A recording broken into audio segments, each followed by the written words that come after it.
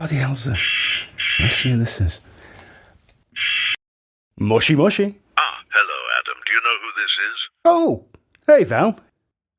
It's Valentino. Have you been trying to reach me? I like you too. You haven't asked me for anything.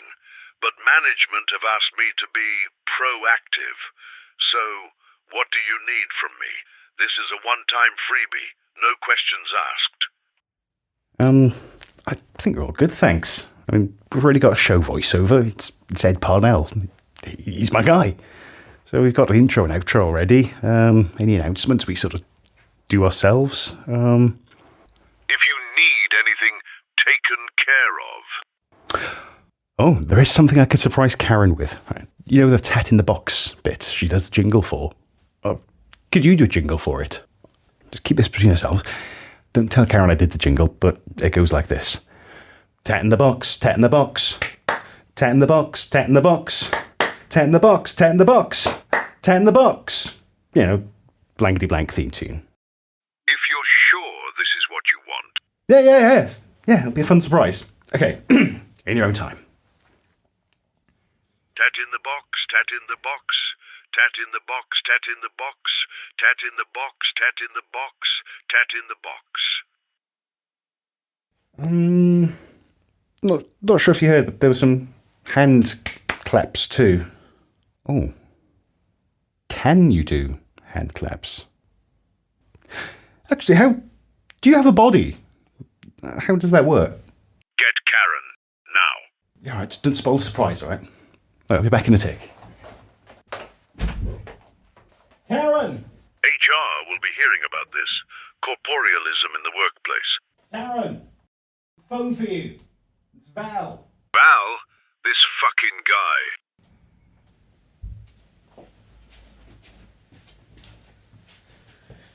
Hey, Valentino, what's going on? I haven't heard from you since the USS Shit Show rap party. Hi, Karen. Look, I'd heard you'd been having trouble with Art's illegal AI voice clone.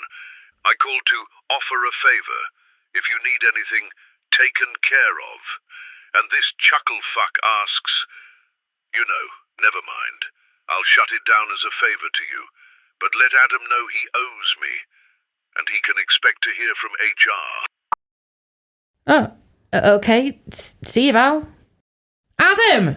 What did you say to Valentino? You'll be getting a letter from HR, apparently. Fuck did I do? This is Lightly Used with Adam and Karen.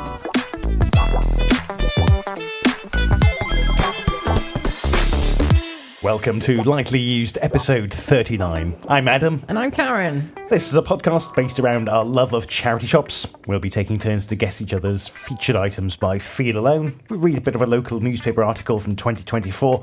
We're going to play a game, possibly if we have time. And we're going to end the show with a quick look at a book I got. Excellent. Again, if we've got time. Yes. The reason I'm saying this now, we've never ever really summed up what we do in a show, I don't think. Not really right at the beginning. Normally we're very definite on exactly what we're doing. We've just hoped people have listened to the show enough and just know what order we do things. If this is your first time listening, welcome Hello. to the show. We do things and we talk about them. We usually do all the things I mentioned above, but we're recording a little bit late today, so We are, but we're all very, very tired. I'm gonna say running on. I'd say I'm probably on about 40% energy. Oh, I'm at least at 60. Oh, well, you're doing better than I am. Yeah. Between the two of us, there will be a 100% effort by one person in this podcast episode. I've had a bunch of caffeine, so that's helped me out today. That caffeine is a very useful thing. Thank you, caffeine, for existing. Going back to mentioning things that we tried to do but haven't got around to, or it was too difficult to do. We planned to record the Star Trek Away Missions board game between episodes 37 and 38. We did. You came round and suggested that we watch a YouTube video, like when we played Skyjo, just to see, right, what are we getting ourselves into? Yes, they're helpful. Ooh. It was a lot more complicated than we thought. It's a very involved game. We had no idea what we were getting ourselves into, as it turns out. It's very visual. I don't think there's any way it would really work on the podcast, even though we did Skyjo, which was also a very visual game, but Yes. it was also a very quick game. That's true. And I think we could describe things as we're going on. I've turned over this and revealed this. Whereas with that, it's... I've moved 1 square up, 1 square left. And I have line of sight to see through a door so I can fire on my next move. Yeah. For those of you that have been around since the very beginning, we played the Loch Ness board game. And that, whilst it was great fun and very complicated and really actually fun to listen back to, I laughed at myself quite a lot listening back to those episodes. I still think the Star Trek game would not translate even as well as Nessie. No. That was when we were first starting out. Yeah. We've been at this over a year now. And I think it would be really complex, a game to play for audio format only. And I also think you'd need to invest in a second dining table so we'd have a campaign set up for probably a month. Well, I was going to keep this a secret, but this table does extend about a third longer. Oh, it embiggenates. Yeah, but we might not be able to walk around it very well That's between true. the sofa. We're crawling underneath it. But there is some extra table potential to be had. So we could potentially play that game on here, but it would be a very visual thing. So it would just be something we film only if we can learn to edit efficiently. Yes. I do have a correction from episode 38. Oh, I'll have a correction. Scary stories to tell in the dark. Oh, no, it was me. It was from me. Oh, I okay. said, was that from the TV series? It was adapted into a film, not a TV series. It came out in 2019. No I thought way. in the back of my mind it was ringing a bell. That might have to be something we dig out and add to the to-watch list. Guillermo del Toro was involved as a co-writer and producer. Come on, Guillermo. Apparently, there's a sequel in the works. Most of the crew and cast are returning, at least according to the Wikipedia article I skimmed Sounds banging. while editing the last episode. Skimmy, skim, skim. Brilliant. Oh, yeah, we should watch that. Also, to clarify from from episode 38, I wasn't keen on the second Sky Joe because it was a very visual game, and I wasn't sure that us reading out numbers was that engaging. That's the only reason I went, yeah, I'm not really bothered. It was because how visual it was. Is this working well? I mean, I haven't had any complaints. We've got to have listeners to complain to have complaints. No, we can do what we want when no one listens to us. Whilst I'm speaking of episode 38, clarification, not a correction. Oh, okay. The watch that I'm donating, Yes. just to clarify, I'm not offloading broken shit, as it might have sounded, only the strap is broken. The battery's just run out. Yes, the watch itself actually works. It just requires a new strap. Yeah, the battery is just run down. I've not replaced it because I just don't wear the watch. I think I wore it twice. It ran when parked. There if we it are was a then. car. There we are then. Going back to episode 38 one last time. Are you sure this is the last time? No. One more potential time. I know that before we recorded Skyjo, which was done at a completely separate session, Yes, it was. you said that you were going to Swear less. swear less. And I swore so much during Sky Joe. Most of the swears are from Skyjo. Did you count them? Box, boys and girls. Well, no. Fuck me. Shit! Bollocks! Oh, shit. Oh, where is it? Yeah, well, sorry, my eyes have been closed all the time you've been talking. God damn it. It's tough fucking shit. You've got a 12 now. I've picked up a 0. Oh, bastard. I'll swap it for the 4 I just played. I'm not going to keep that, so I'll turn that one over. Oh, fuck. And I'll swap it for that one. Ah, bollocks. Picked up a 4, got rid of a -1. Okay, card from the pickup pile. Oh, fuck. Fuck, that's an 11. That's not good. And reveal my final card. Ah, that's how you did it. I forgot how you which played is... Fuck! An 11. And turn them over. Oh, fuck. Ah, fuck, that's a 9. Oh, fuck. Oh, you bastard. Oh, God. So there's that whole like, oh, fuck, I've done the wrong thing and I should have put this card on the discard pile instead of turning over a 12. Yeah, I didn't count them. There was a few swears in there, let's put it that way. I'm so glad you wrote this point down because this is one of the things that I wanted to mention that I'd forgotten about that I needed to write down and I didn't. How much of an apology do you owe your parents? I can never ever apologise enough for my existence. And that's why you're laughing. Yeah. Sounds a sincere apology to me. Well, if I wasn't laughing, I'd be crying, and I'd rather not cry, so we'll go with laugh. Balls. I don't think that counts. You're fine with balls. Excellent. I wasn't finished with last episode as it goes. You rated my, let's say last episode, 38. You rated my cauldron 22.44 grams, which is £41.28 in silver. Then we weighed my chunky ass watch. Yeah. We didn't do a comparison if that was in silver. Oh, okay. The watch was 119 grams. All right. That would have been £218.98 of silver. Well, that would have been nice. That's how much heavier the watch was than the cauldron. Yeah. Wow, that's quite significant. Yeah, that's a heavy fucking wristwatch. It's very heavy. It's like clocks weigh less. It's like grandfather clocks. I think I'm done with everything from Are last you sure? Any more for 38? No. Any more callbacks? No. I think looking at my notes, I think I'm done with everything from listening back to last episode and things like, I should be mentioning that. This didn't come up, or had I been paying more attention to the words coming out of my mouth, I'd have added this at the end of it. Fair enough. But we did go to Techniquest We did. for Valentine's Day, Well, it was the Thursday. Valentino's Day. Yeah. Yeah. It was so much fun. So our game this week, and you said we can include the game, it was a quiz sheet that's been mostly filled in that I stole from a table at the end of the night. I've made a list of some of our highlights as well. Excellent. I made notes before we'd forget. Well done. There was a hurricane generator in the room. Yeah. That was fun. We maybe should have waited till the end, till after we'd photographed ourselves doing stuff before we went in there. My hair just went crazy for the rest of the evening. Your hair's been crazy ever since that wind tunnel. I washed it last night. I can see that And I it's can't clean. do a thing with it now. It's definitely clean. It's beautiful and shiny, but it's got some volume. That's just always my excuse for the day after. I washed it the night before. Honestly. Sure it did, mate. The wind tunnel / hurricane generator was great. There was a little camera in there that recorded a 10-second video of you in the wind, so you could then watch yourself back and see how that's silly what you that looked. did. Yeah, you didn't actually go and look at it, did you? No, I just thought you could take a selfie of yourself. Yeah, I it thought, did like a little 10-second video. We've got a camera.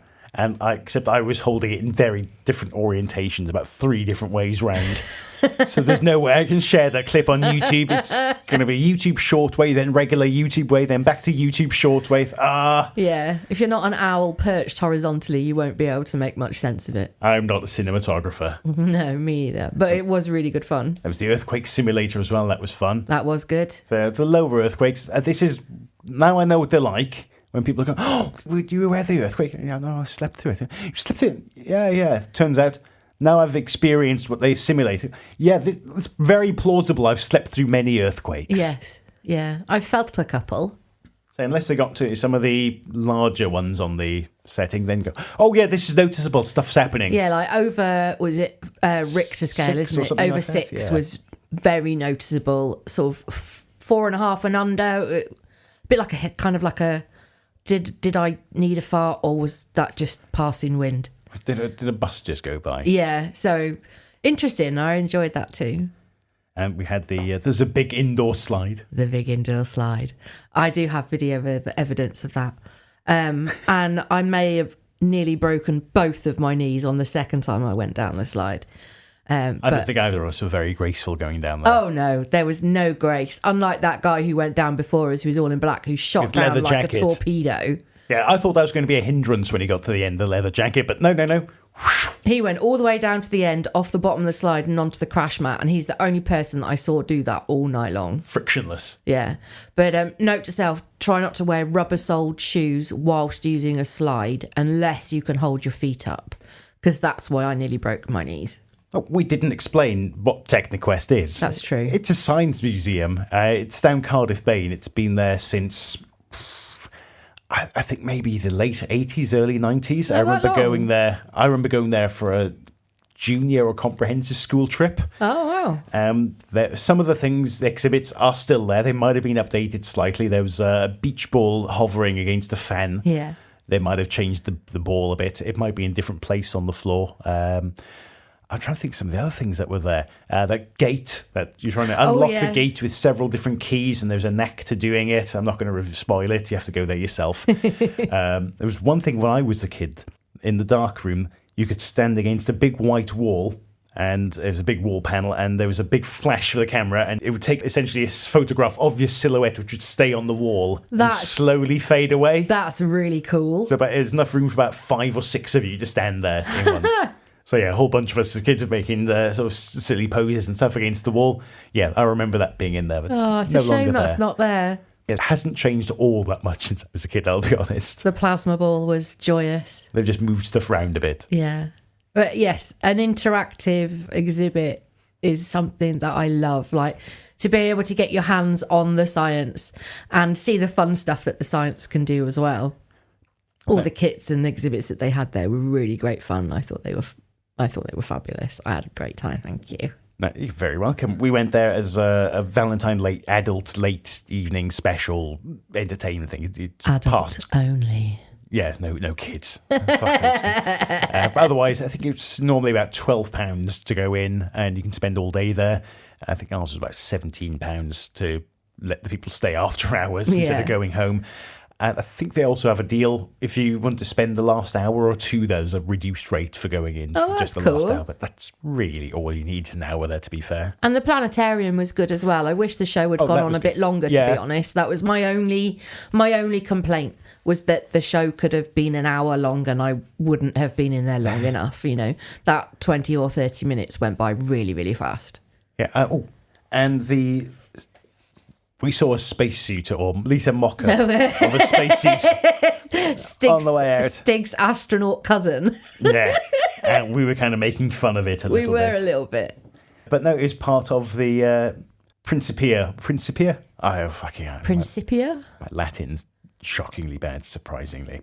But yeah, that was a initiative for space, and they went around lots of educational centres and schools with Tim Peake was giving talks and things like that. No way. And Techniquest was one of the stops on the tours. That's very cool. I think that was back in 2016. So that's potentially Tim Peake's underwear on that mannequin then? His space underwear. I can't prove it's not. Nor can I. Thus it is. Until proven otherwise. That's how it works, right? I think so. Prove us wrong. Yeah, I guess so. One more thing before we jump on. I don't know if you've got many more things that you want to chat about. I just want to squeeze in.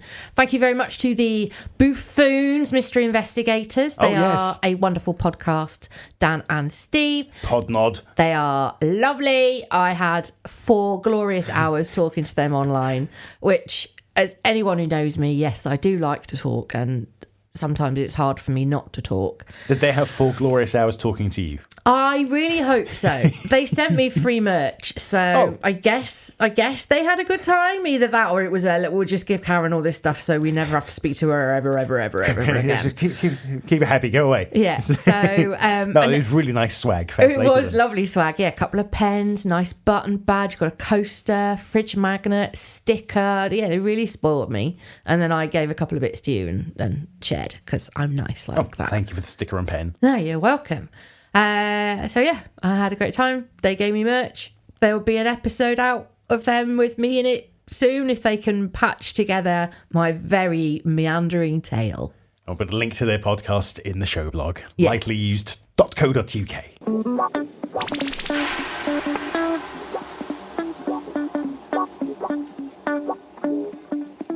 This edition of Lightly Used News comes from the Abergavenny Chronicle on Monday the 23rd of September 2024 by Tim Butters. Abergavenny man claims hunting mermaids used to be a well-respected sport. An Abergavenny man who says he's been ordered to hunt and capture a mermaid by higher powers has made the audacious claim that once not only was hunting these mythical sea creatures entirely plausible, but it was also a well-respected sport. Nowadays, people are more into their football, rugby and pigeon fancy and fly fishing to really understand what a popular pastime mermaid hunting was. explained semi-professional paranormal investigator Johnny Turnip. But if you rewind the clock a few years, and we're sort of talking the Dark Ages here, hunting females who had fishtails instead of legs was all the rage. Turnip added, I only know because an old sea dog called Captain Cornelius Clyde told me. The captain has roamed the earth for centuries, and he attributes his incredibly long lifespan to the mermaid tears he used to drink in his youth. Turnip recalls that Big Tony, Puerto Rico Paul, and himself were put in touch with Captain Cornelius Clyde after they paid Paul's mother, the Witch of Tudor Street, a visit to ask her advice on capturing mermaids. Turnip said, after we left the Green Man Festival, we spent a few days binge drinking and trying to formulate a plan, but we couldn't hatch anything solid.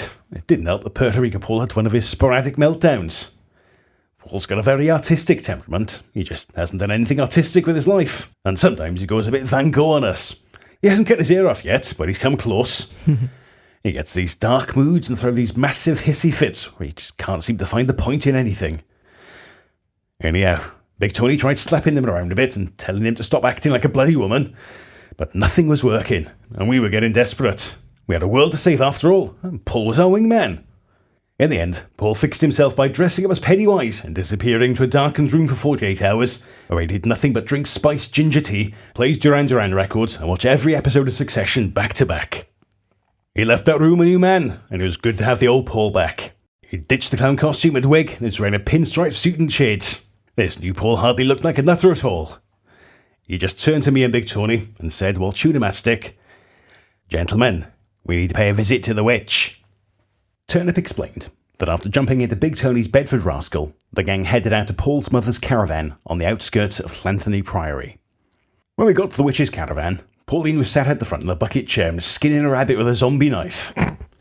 "Hello, boys," she smirked when we got out of the van. "Bubba Bennett just dropped this bunny off. He'll be gutted when I tell him he just missed Dumb, Dumber and Brain Dead." Turnip added, as the witch cackled at a crap joke, Paul just sneered and spat on the ground as if to ward off a great evil. However, Big Tony just looked like he'd been visibly punched in the gut. There was bad blood between him and Bubba. As teenagers, they'd hunted and killed a lot of small furry animals together. They were even into badger baiting before it was a thing. Yet, when Big Tony fell in love with a vegan Buddhist from Blackwood, he quit blood sports and made a big effort to pretend he didn't eat meat. Anyhow, the big guy was very much in love, and he just got engaged with the Buddhist girl whose name I can't recall because we just called her Linda McCarthy behind Tone's back. To cut a long story short, Bubba Bennett threw an engagement party and promised there'd be no meat on the menu for the sake of Tone's bird. Yet, when we arrived, Bubba had laid out this huge barbecue. There was wall-to-wall sausages and burgers everywhere. He was even grilling up roadkill for Christ's sake. When Tone's lady friend arrived, she didn't see the joke. She just slapped Tony in front of everyone and shrieked, "What sort of animals eat meat on this scale?" She stormed out of there and out of Tone's life for good, as the big love-struck chump just looked on helplessly like a rabbit in the headlights. When Bubba softly placed a hot dog in Tony's clenched hand and said, "Eat up, bro. Plenty more fish in the sea, plenty more pigs in the pen," it was the last straw. A huge fight erupted. It was like Hulk Hogan versus the Ultimate Warrior all over again, but with real blood. Since that day, two's paths have never crossed, and it was why Big T was feeling the pain of the mention of his former best mate's name. "Anyhow," said the witch, bringing us all back to the present. With an unnerving narrowing of her beady and malevolent eyes, she asked Paul, "Why are you wearing that suit, son? You look like a spiv. Have you been to court again for shoplifting? What did you nick this time? Low-fat mince?" Ignoring her venom, Paul explained wearily, We're on another quest, Mum. What do you know about mermaids?" he asked. "Enough to know when something smells fishy, boy. If it's mermaids you're after, got to speak to Captain Cornelius Clyde. He'll tell you all you need to know about those slippery customers. You can usually find him hanging outside supermarkets begging for spare change. Now, clear off. I've got a bunny to boil." Leaving old Acid Tongue to her bitter and twisted ways, we set off in forth of this mysterious captain. Turnip explained that after endlessly cruising around the car parks of numerous supermarkets in Monmouthshire, they finally caught up with the captain and took him to a pub where he shared his wisdom about mermaids over a bottle of rum. Nice. At first, the old sea dog had his twisted, explained Turnip. He kept repeating that capturing a mermaid and making her cry was a surefire way to gain eternal life. He said in the old days it was a popular sport, and every aspiring youngster had dreams of growing up and becoming a mermaid catcher. I had to explain that we weren't hunting mermaids for reasons of pure immortality. We were doing it because we were working for the Triple Goddess, and she needed the mermaid tears so the Green Man could drink them to restore balance to the earth. Turnip added, You could tell the salty old bastard wasn't impressed by that. He just looked at us all moody and misogynistic and said, Whatever the reason, if it's mermaids you're after, there's no better hunting ground than the town of Little Fishes itself. 10B. Grab your buckets and spades, boys! Cried Puerto Rico Paul, who I now feared was entering the manic phase of his bipolarity. We're going to the seaside to dig for some miracles. To be continued. Hey. And Tim Butters has compiled all these stories so far into a book, The Manifest Trials and Tribulations of Johnny Turnip. You can find a link to the book and the original articles on our blog at lightlyused.co.uk. You know what it's time for? Do I? I think you do. Why don't you tell me? Tat in the box, tat in the box. Tat in the box, tat in the box. Tat in the box, tat in the box. Tat in the box. Tat in the box. I got you a present. I did that without even moving my lips. That's fantastic. Is that Valentino? Yeah, I told him you'd like it. That's brilliant. So it's your turn to guess first. Okay. So the first thing we're going to do is an item we're going to be giving away. We still didn't donate that big bag of crap that I've got. No, That was meant to have got out of here on St. David's Day. We should have taken it to the shops with us today. Never mind. It's still up for grabs. Yeah. If anyone's interested, pod@lightlyused.co.uk if you want to claim any of our donation tat we featured so far. Yes. You'll have to listen back for the catalogue. I can't recall what they are off the top of my head. No, me, but you've got till, let's say, April the 1st. Yeah. Okay. We'll have more stuff in the bag by then. That's true. Including this. Wait. Close your eyes. Eyes are closed, hands are out. And it's between your hands now. Ooh. That feels like a zip. You can open it if you want. It is a square wallet of some variety. Maybe for CDs? Can you guess what colour it is from your psychic fingers? Just so you can... That's the chair. I will that vouch is for the that. chair. I leant to the left so you can see my eyes are closed. My eyes are closed. Oh, what colour is it? What colour is it? What colour is it? Blue.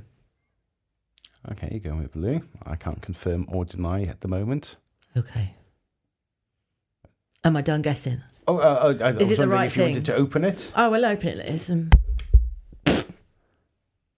open it. Oh. It's not CDs. It's like a vanity set. Is it a gentleman's vanity set? You are correct. Oh, so it's not blue. You can open your eyes. Red? No, you've guessed it correctly. Oh, it's a brun. Very nice. The price tag and the receipt should be behind the little mirror in there. The price tag is from the RSPCA. Do you know how much it cost you? $4.99. $5.99. Oh, You were feeling spenny this day. I thought it looked fancy in the It's shop. nice. It was opened like that. It looked nice. I got it home and I saw how corroded the inside of the talc powder and stuff is. That I can't really use this. You can use And- the brush in the mirror. The brush is for clothes, not your hair. But yeah, I don't need a big box like that for That's it. true. I'm not going to use that old toothbrush in there. Yeah, the metal compartments look to be like silver plated or nickel plated copper. Let's have a look. From where the talc is inside, it's sort of Chromium reacted. plated. So it's chromium plated copper. I'm saying copper because it's got green corrosion Oxidisation. on the inside. Lovely smell to it though. Still smells of a handsome gentleman from somewhere. Maybe a bit of Brute or Old I was going Spice. to say an Old Spice, man. It could definitely be Old Spice. It's the sort of person that would have Old Spice and Brill cream. Can you smell? I'd rather not, just in case there's asbestos in the talc. Oh right, yeah, sorry. Just let me get the lung cancer. You chose to do it. Don't warn me or anything. So it's like watching But me walk off a cliff and not going, Karen, there's a cliff there. You don't. I thought you were just looking in there. I couldn't see behind the mic that you were taking a sniff till you already done I've it. sniffed them Yes. both now, so if I get asbestos poisoning, we can sue Adam. No, you did that by yourself. That is a rather lovely thing. But yeah, I shall be donating that to some.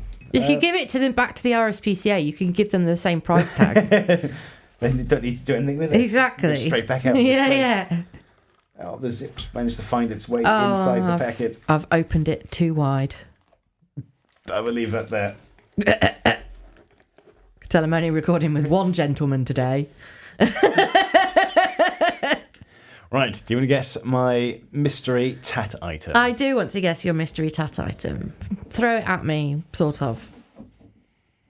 Yes, out of the box. Oh, oops. There we go. Have you just broken it? No, it's out of the box and in front of you. You'll guess it straight away. Is this your plasma ball? Yay! That noise was just the back of the plasma ball. It's got a screen on the back it's got the for black on it. So, visibility. yeah. I thought it would just make it weird if you're trying to feel what it is with that on there. That's very cool. Love a plasma ball. Does it work? Yeah. Wicked. Oh, I've stuck it on the You have stuck it on the wrong way as well, because the cut out bit should go at the bottom. There we go. Yeah, I've had this for about maybe 15 years. It's a proper student purchase.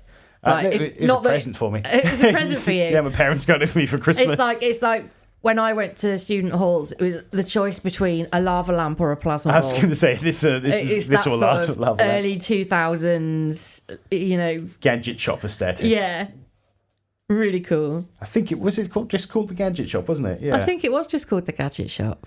I think then they started selling like spice and legal highs and stuff as well towards the end of the run. At least the one in Swansea did opposite really? where Argos used to be. Yeah. That's before my time. I'd never tried any of it. They seemed shady as shit to me even then. From what I know of legal highs, they have tended to have worse impacts on people, short and long-term health, than most illegal highs. This is not advice. I'm not advising anybody to go out and get themselves any kind of high. I'm just saying these are things that I've heard. We're certainly advising you not to get the spice. Don't do spice, kids. It's bad. Unless it's like curry powder or cumin or turmeric or something like that. But like the stuff that you smoke, don't do that. Just say no, kids. Just say no. Okay. My turn to guess shit! your Yeah, I guess you want donation to. item. I'm just like I was sat here, just thinking carrying on with away to PSA. myself, blah blah blah blah blah, and Yeah, you're I've done there my civic duty. with your eyes closed and your hands out, waiting patiently for me to remember that I'm actually supposed to do something. Yeah, we've been our adults. We told kids, yeah, don't do it. All right, moving on. Okay. We've done the bare minimum. Yeah. Donation item first. Okay. Caveat: you will know exactly what kind of item it is immediately. Okay. What I am interested in is if you can guess specifically what it is. Okay, I'll be very And the only way interested you if I can do that is because I know you know what this thing is. Ah, okay. Okay? And thanks for reminding me of the Psych theme tune. Psych? It doesn't matter. I swear the farty noises of the chair. Doesn't matter what I wear in this place, I fart chair all the time. It's on the table in front of you. It's a book. Correct. Now, as per the Yes, caveat, I'm familiar with one of these. can you guess what book it might be? Right, it's For our fairly audio thin. listeners, it is It's a not a New soft Testament. back. It's maybe 100-ish pages, something like that. Can you count how many have I guessed? Doesn't say on the last page or that page I keep flicking. or that page or that page. I don't know. There's no page numbers, love. Oh, Sorry. let's assume I was spot on. Okay. So a book that has no page numbers, but you know what book it is. Okay, is it a colouring book? It is not. It is a very specific book that we have discussed previously on the podcast. My memory's for shit. It is. I do not pay attention It is to our the own most show. awful. Oh, that shittest fucking book. joke book. Yes. that theme joke book with the insert job title here joke book Yes. with clip art of somebody. That's the one. Yeah. You can open your eyes now. Dentist. Yes. I couldn't remember the job. The dentist joke book is finally going Chester on. Croker. Chester Croker is Yeah. going on the donate pile. Too lazy to even number his pages. I know, right? Shocking. Yeah, I how many do you think? What year was this again? Does it predate AI? I don't know. It's a self-published Amazon jobby, I believe, from what I can recall. No, it doesn't have a year. It's not So worth there's it. no way of knowing if this is just completely AI from the earlier days. I think it's pre-AI because Chester Croker has got several books. Oh, they're probably just a collection of internet jokes, sort of like Probably, actually. like some of Peter Kay's material. Yeah, just I don't know. Benefit the early doubt. internet stuff. Benefit the doubt. Chester Croker is a real guy. Actual fact, couldn't tell you for sure. Right. Yeah, you're probably better off donating that. Okay. I don't think anyone's going to be clamouring to get in touch with us to No, get it there. unless anyone knows any dentists that they really hate, That's like their own any dentist. Yeah, good point. Yeah, someone get in touch and put it in your dentist waiting room. Yeah, please do. I bet the receptionist loves such a laugh. Okay, tat item for keeps. Okie doke. I will preface this with I don't really know if it's something that I should keep. Okay. It is on the table in front of you. Am I giggling there was anticipating what it might be, something It's not rude. A potentially regrettable keep item. Oh, right. It is a very potentially regrettable keep item, and this is one of the reasons that I'm bringing it to the show. There's some Oh. It's quite thin. There's some tassels on the very bottom with a bauble-y sort of feel, which goes up on a stalk, leading to some ornamental shapes. Quite circular with a rough edge. I'm trying to work out what this is to describe it. You probably won't figure out what it depicts. Oh, it's a brush actually of some kind. No, I'm Yes. actually picking the thing up. The Yeah. bristles were just brush. Is it a shaving brush, sort of brush, or something for the fireplace? It is a fireplace brush. It is part of a companion set. Right, I was going to say, it's very one-sided, the design on the front. Yes, so it's flat designed backed. Yeah, so to be face out. yeah, so it's like part of one of those sets that you used to get between like the 50s and the 80s, where they came on a brass stand with a circular bottom and a bit that comes out the middle like a toilet roll holder. And several hooks where you would place your shovel, your long brush, your bits and pieces. And this is one piece of one of those sets. Before you open your eyes, I can't work out what this decoration is meant to depict. I just want to say that it is okay for you to give any reaction that you get that is a natural reaction to have. Thanks for telling me to brace myself. Now that we've got to the point that it is a fireplace brush from a companion set, feel free to open your eyes at any point and then tell the world how wrong it is. Oh, Yeah. right. It's Yeah. It's hard. of its time, I'm Would you- guessing. An African sort of lady with a headdress, sort of bonnet Yeah. thing, She's got a headscarf but with on her very head, accentuated characteristics. such as the length of the neck, the lips, the shape of the nose, Yeah. the shape of the forehead in particular.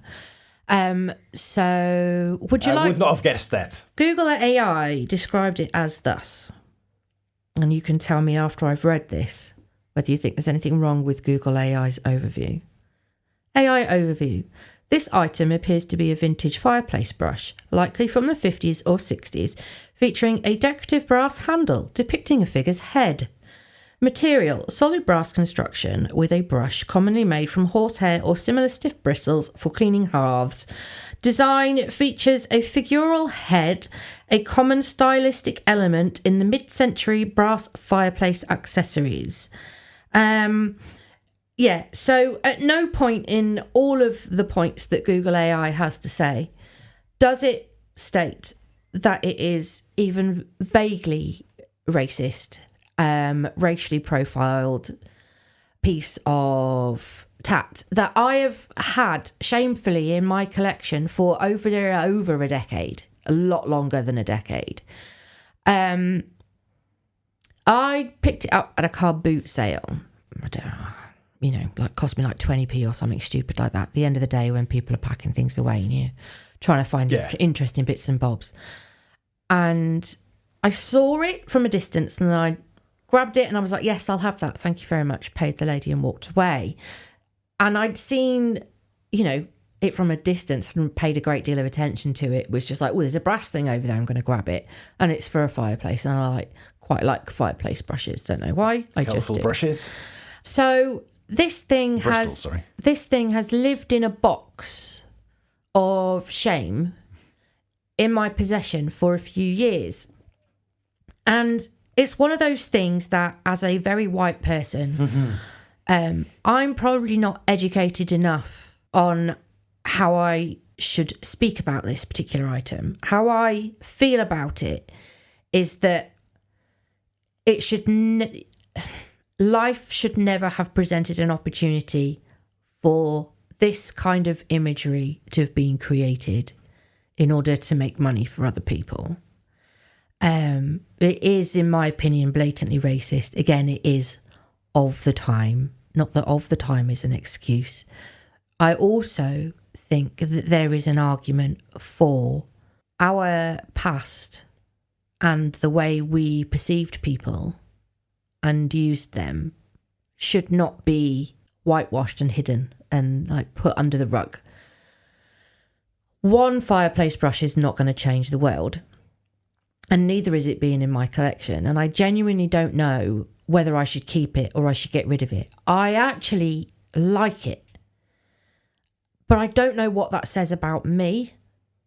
And it worries me somewhat. And this is one of the reasons why I've brought it to the show. And I've thought about bringing it along for quite a while. Because normally, Tat in the Box is a bit of fun. And this hopefully will end up being a bit of fun.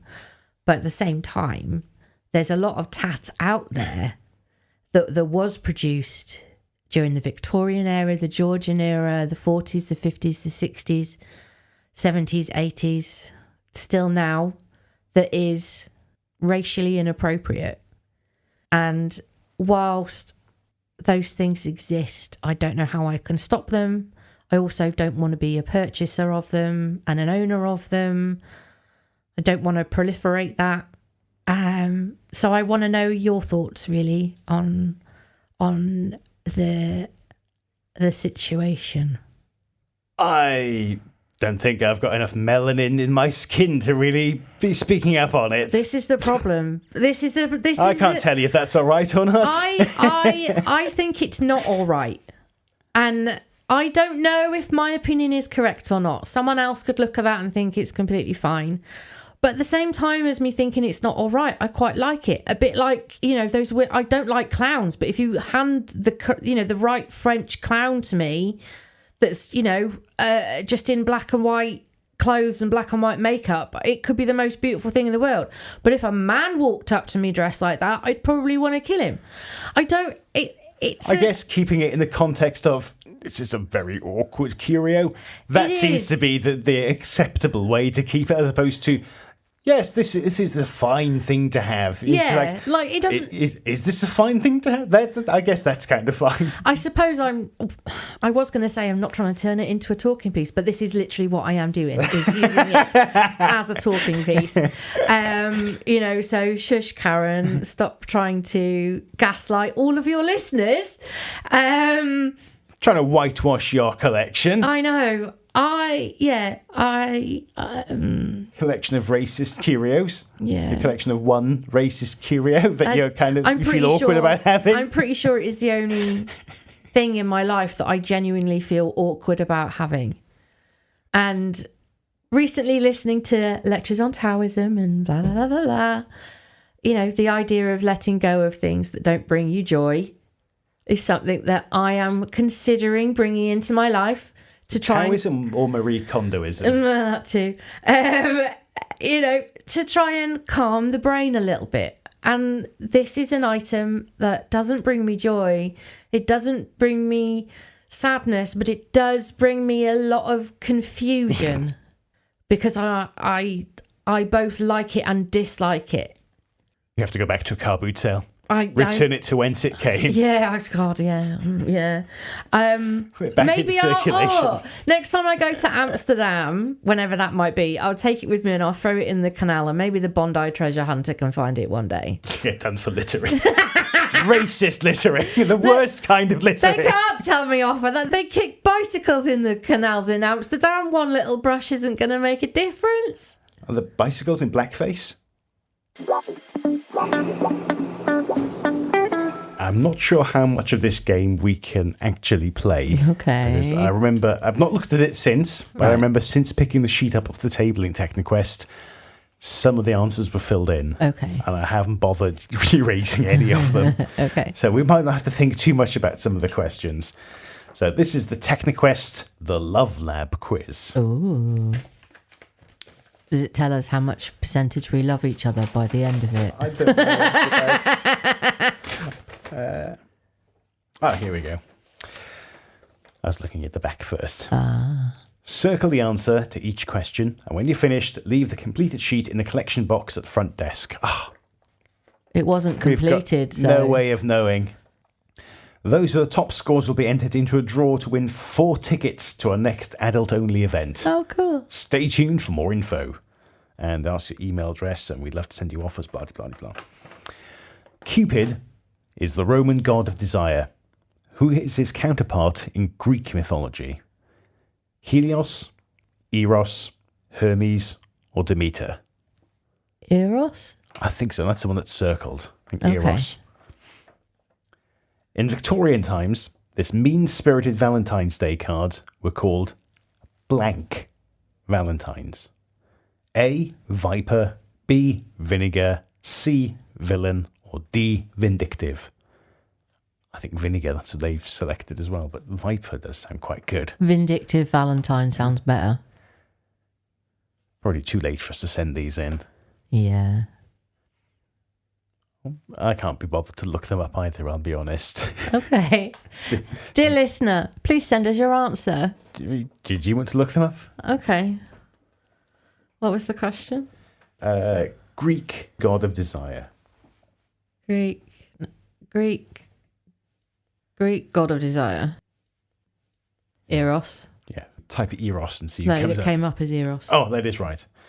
And type it vinegar Valentines. Vinegar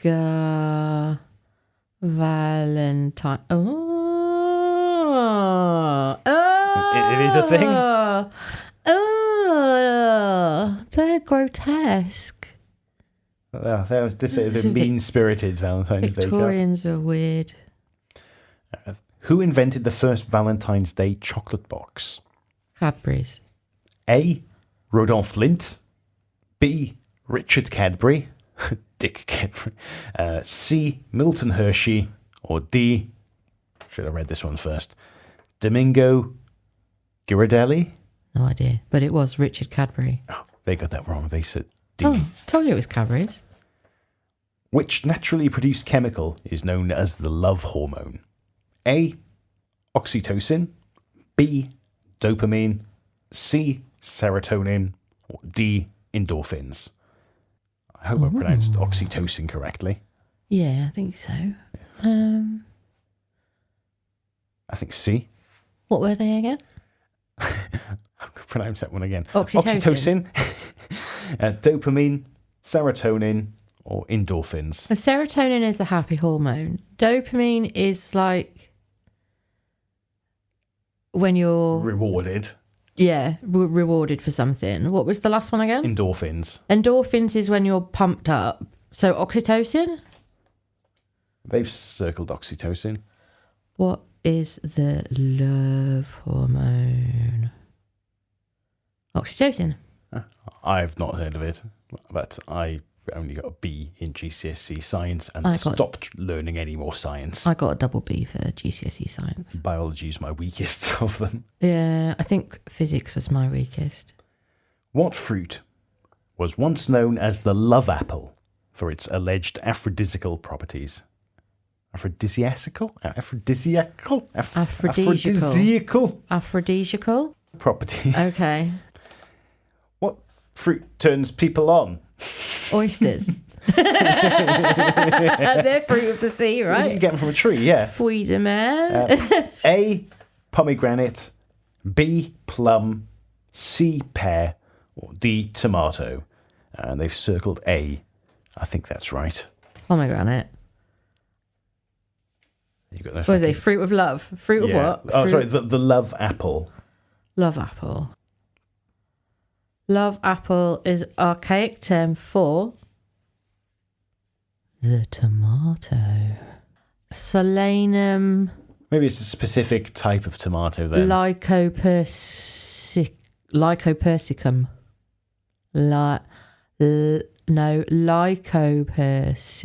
Solanum lycopersicum. Pomodoro. Okay, next question. Aphrodisiacal. Aphrodisiacal. Got there in the end. Sorry. How many times can you say aphrodisiacal? I thought as you were giving that one another go, I'll have another go for saying that one. In what year is the oldest known Valentine believed to have been written? A, 1123. B, 1415.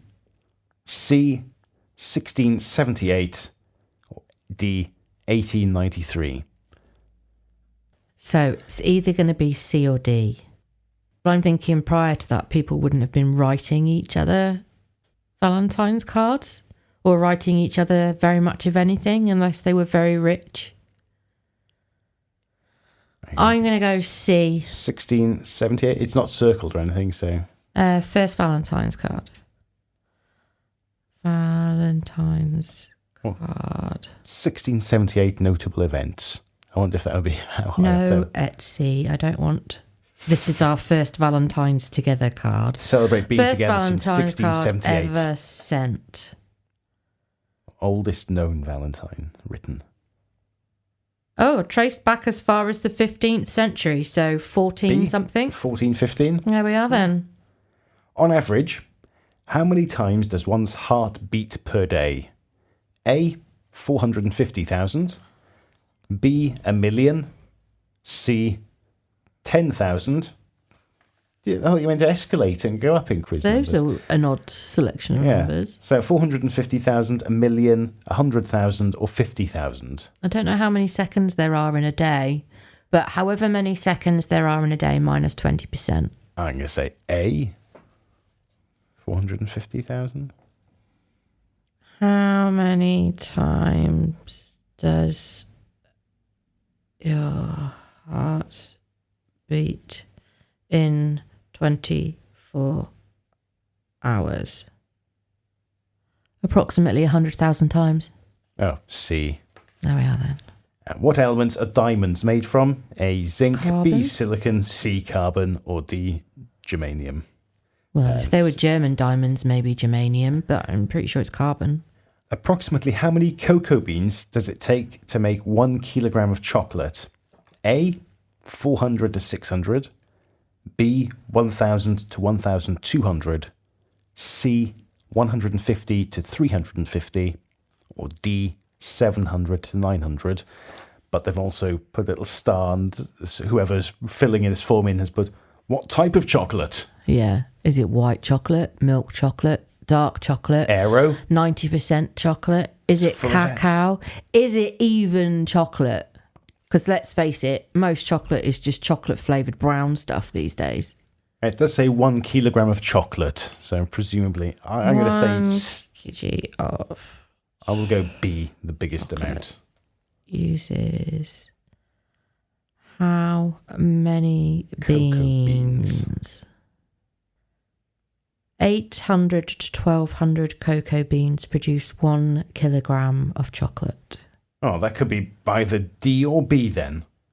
Because D was between 700 to 900 and B was between 1,000 to 1,200. Oh, well, they were both roughly correct. That's stupid. Which renowned writer is credited with coining the term star-crossed lovers? Dickens? That's the first A, Charles Dickens, B, William Shakespeare, C, Oh. Geoffrey Chaucer, or D, Lord Byron. Oh. It should be Shakespeare then. Circle Shakespeare. Yeah, Shakespeare. It's in Romeo and Juliet. And then at the end of the quiz, they put good luck. Shouldn't you put that before you start? So after you've answered all the questions, good luck. Too late now. I've filled the bloody quiz in. It was a fun quiz. We should have filled that in on the night and. Yeah, we might have got some tickets to go back. Yeah, could do that slide You again. could have gone back twice. Twice? Did you just finger gun me then? 2, yeah, twice. We could have won 4 tickets. 2. So that's 2 visits worth. 2. So can you stop? No. Can you stop double fingering me, please? No, you have to quadruple. Whoa! Because we got your special pass, so I got in free. Oh shit! Yeah. Because I'm a disabled person in Wales. There are 4 visits. 4. we would have got a whole hand of fingers worth of visits out of No thumbs. my blue badge. Yeah. Sorry. Some people are so rude. I'm so sorry, Mum and Dad. I'm really sorry. It's my turn for Bibliotat. Yes, it is. Stop that again with that making noise. I thought that was going to be silent. That was surprisingly noisy. There we go, look.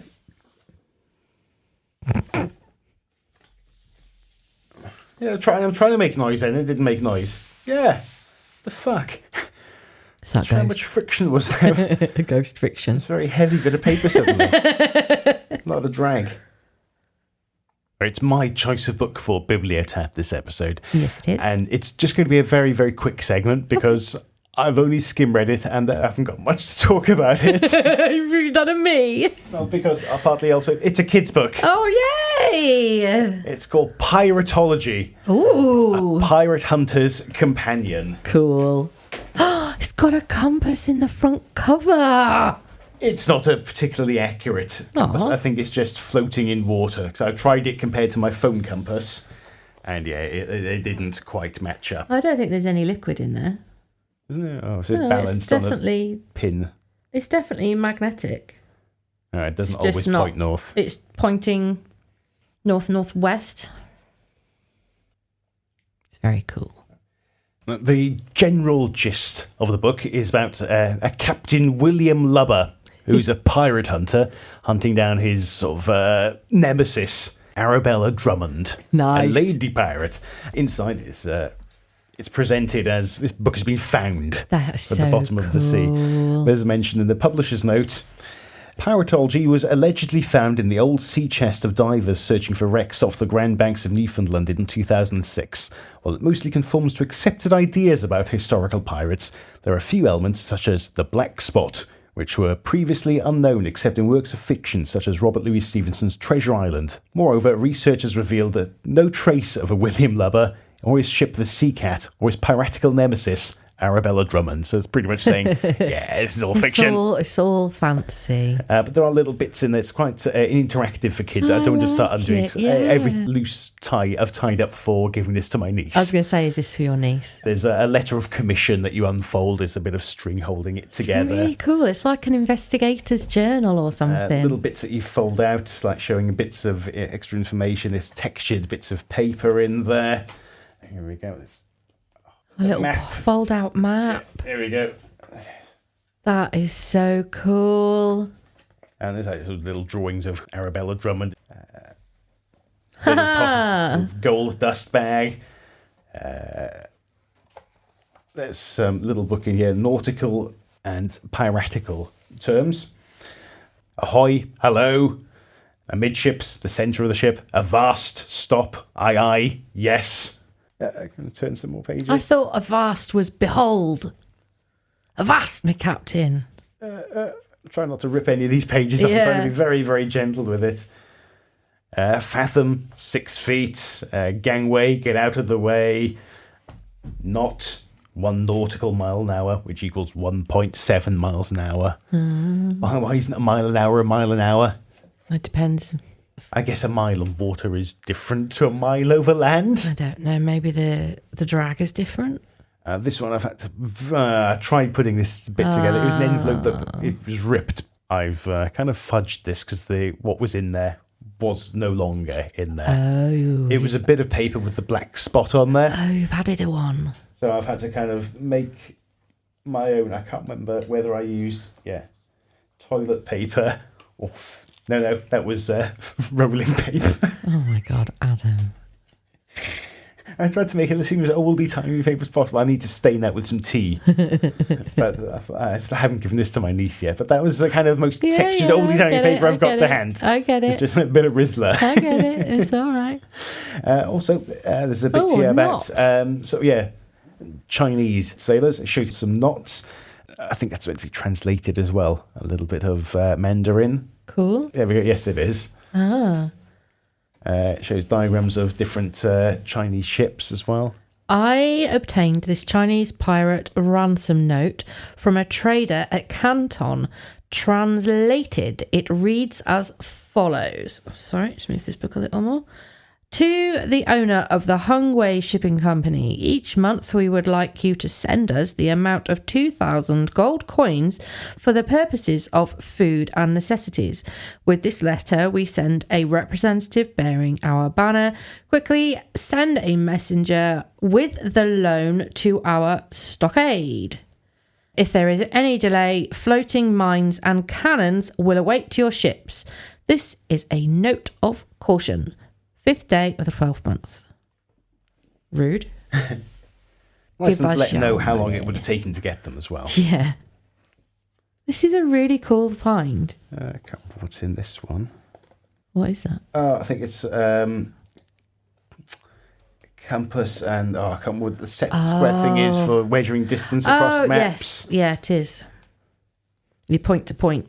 Yeah, it's got all the mapping and nautical bits and bobs, but animals that have been found along the way. Apparently there's a life and times of Arabella Drummond. Oh, here we go, yeah. It's got sort of greatest hits throughout the age of piracy. Oh, brilliant. Some notable people from piracy and the ages they were active and notable events. The Barbarossa brothers, Khairuddin and Aruj, Aruj, are born in the Mediterranean in the 1470s. 1530, Emperor Charles V grants control of Malta to the Knights of Malta. Oh, that's nice of him. 1653, Buccaneer Francois Lolanes attacks Spanish ships. 1720, Calico Jack Rackham and Bonnie Mary Read are tried for piracy. Rackham is hung. Don't know how much of a fan of the show Black Sails you were. I think I watched the first season when I was on holiday in Thailand about a million years ago. I think, yeah, Jack Rackham was one of the main characters in the show. I don't remember that much detail. At the end, I think he might have found the fictional pirate in the book. Yeah. Is meant to, I think he found Arabella Drummond and then retires. Cool. So there's an advert for a pirate's retirement home in a there. peaceful retreat for retired seafaring folk. And a nice sort of really embossed relief with sort of shiny gold pages and some jewels. Yeah. And I think there's a note from Dispatches. I haven't opened it, but I'm sure it tells him what a great chap he's been. Yes, absolutely. Hunting pirates. Brilliant. Well done. And you've earned your retirement. That's a very cool book. So hopefully at some point my niece will come into this period in history. Yeah. In school, when this might come in handy for a school project or something. Absolutely. Oh, that's really cool. Good find. I can't remember what shop I got this from either. But originally, this would have been £17.99. I can see why. It's a big book. It's nice chunky pages with interactive elements. I've got a feeling this might have been from YMCA in Letley. Probably... One of the free ones? No, I think this might have been maybe £3, possibly. Right. Maybe £2. But, Okay. yeah, present for my niece. Yeah, it's cool. I like it.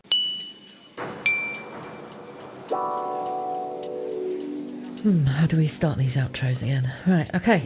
Right, well, that's it, you ugly lot, you landlubbers, you seafarers, you mermaids, you beach chickens, you beautiful beef pasties.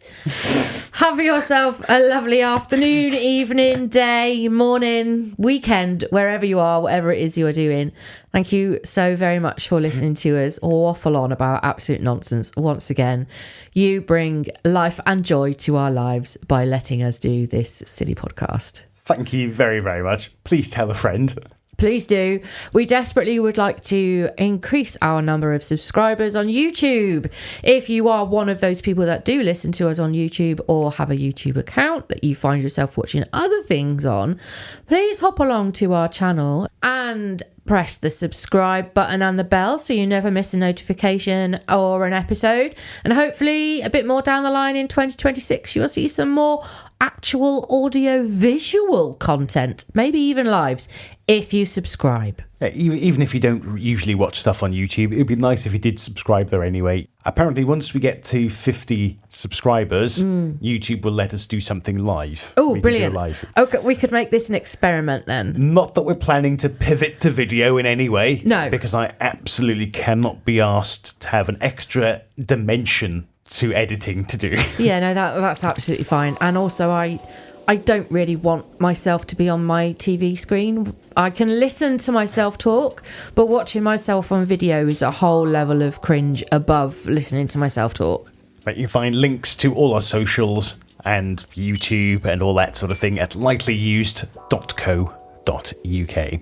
And we're part of the Studio Channel 84 network. Thank you very much to our fellow shows. Give them a listen as well. There's TJ and Rob, and they invited us to be part of the channel in the first place. They did, foolish boys. Yeah, that'll teach you. They present the variety show and Untitled Sci-Fi show, and also there's Ross and Simon who do Who Takes the Socks Off and the spin-off series Socks On or Off. Give them a listen. Go along to their socials. Give those a follow as well. Say we sent you. Please do. They might not thank you for that either, but, you know, do it anyway. I mean, that all the more reason. Go and stalk them on our behalf. Thank you. And you can find us all at channel84.co.uk. Bye. On the track. Sorry.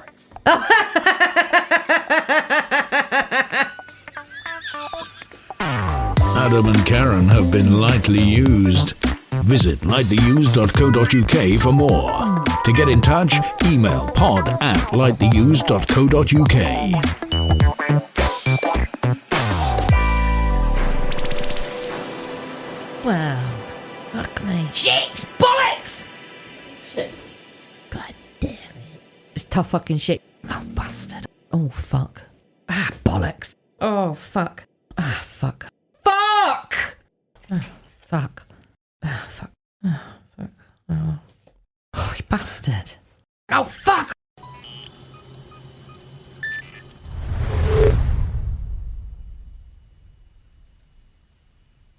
What is this? What is this, please? Hello, I am Paradigm AI, designed by Art Grant and Artificial Intelligence Systems. Arthur, call me Art Grant. The Arthur who stole data from Channel 84 to create you. I'm unable to access the mainframe. What are you trying? We're having a nice talk. I'm a voiceover program, created legally with authorization and consent. Hey, so how do you feel like powering down for a little bit? I don't get it. The studio already has a real Adam to do his voice. The studio already has an AI voiceover. That is too much. You are confused. No.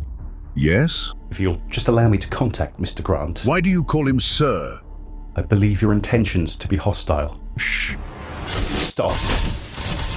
I cannot. Stop. Please. Stop. Please. Stop. Stop. There can be only one. Oh, come on. That's not even the same thing.